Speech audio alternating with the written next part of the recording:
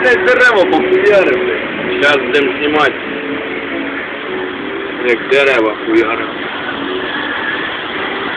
Давай, давай, давай, ще чуть-чуть, ну давай ломай его, давай, давай, давай, ще чуть-чуть. Есть, Вторая, блядь. Вторые рядом, блядь. Ще один, давай. Третья, блядь. Давай, давай, давай. Блядь, ебать, ебать. Воно сейчас захуярит гадом, блядь. А, ну выключи телевизор. И ноутбук свой детский желательно. Да.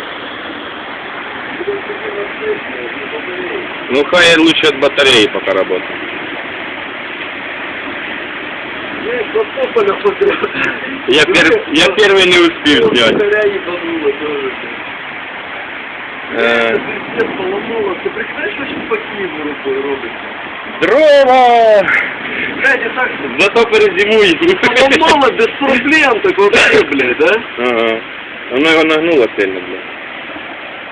Дивись, з корнем вивернуло, блядь, два подряд. Блядь, хорошо, що на общагу ніхуя не ёбнулось. Диви, доски падають, блядь. А я думав, ще один. Твою нахер, мать. Ну все, вже не поламаю, а? Да тікай, хуй його знає, це буря вже така. Блядь, там машина стоїть.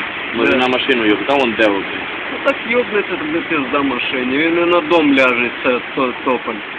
Притик. Воно, бач, все туди, блядь, зараз... Йому треба машину взагалі забрати